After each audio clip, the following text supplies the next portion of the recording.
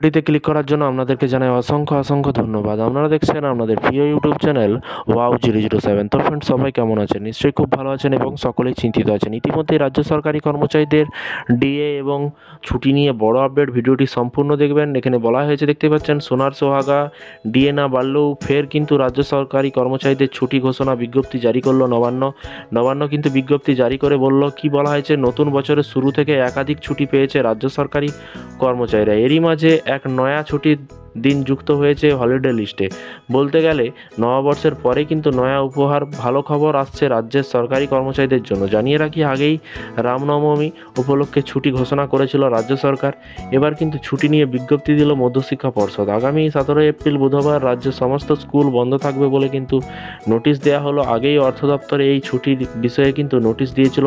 গত মার্চ মাসের 9 তারিখ কিন্তু এই বিষয়ে বিস্তারিত জানিয়ে নবান্নের তরফ থেকে বিজ্ঞপ্তি জারি করা হয়েছিল। জানিয়ে রাখি, এই প্রথম রামনবমীতে কিন্তু ছুটি ঘোষণা করলো রাজ্যের এই সিদ্ধান্তকে কার্যত নজিরবিহীন বলাও যেতে পারে, এরকমটা কিন্তু বলা হয়েছে।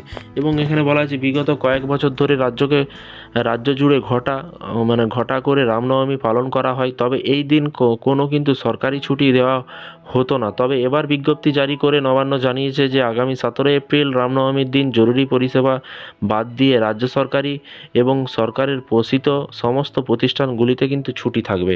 আগামী 17 এপ্রিল বুধবার রামনবমীর দিন রাজ্য সরকারের সব অফিস, স্কুল, কলেজ বন্ধ থাকবে, এমনই নির্দেশিকা সামনে এলো। বিজ্ঞপ্তিতে বলা হয়েছে, বিভাগীয় বিজ্ঞপ্তি নম্বর দেখতে পাচ্ছেন 6112 P2 তারিখ, এবং তারিখও কিন্তু বলা হয়েছে 11/9/2023। এই ধারাবাহিকতার গভর্নর 17 এপ্রিল 2024 বুধবার রামনবমী উপলক্ষে সরকারি ছুটির দিন ঘোষণা করা হচ্ছে।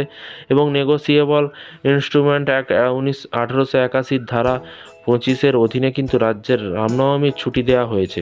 তো ফ্রেন্ডস, বিষয়টি বুঝতে পারলেন। এবং এখানে আরও বলা হয়েছে, গোটা বছর জুড়ে কিন্তু বিভিন্ন উৎসবে রাজ্য সরকারি কর্মচারীদের ছুটি দিয়ে থাকে রাজ্য সরকার।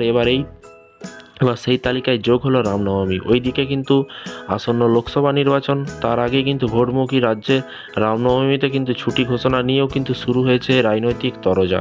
তো ফ্রেন্ডস, এই ছিল আজকে একটি ছোট্ট আপডেট। এই ধরনের প্রতিদিন লেটেস্ট আপডেট পাওয়ার জন্য চ্যানেলটিকে ফলো করবেন, এবং আপনাদের কোনো মতামত থাকলে নিচে কমেন্ট বক্সে কমেন্ট করে জানাবেন। রাজ্য সরকারি কর্মচারীদের কিছু হোক আর নাই হোক, ডিএ দেগ আর নাই হোক, কিন্তু রাজ্য সরকারি কর্মচারীদের ছুটি কিন্তু সবসময় লেগেই আছে। প্রায় কিন্তু রাজ্য সরকারি কর্মচারীদের ছুটি, এই ফ্যাসিলিটিটা কিন্তু পশ্চিমবঙ্গ রাজ্য সরকারের বেশি। তো আপনারা নিজের কমেন্ট বক্সে নিজেদের মতামত অবশ্যই কিন্তু জানাতে ভুলবেন না। ভালো থাকবেন, সুস্থ থাকবেন এবং নিজের খেয়াল রাখবেন। Thank you.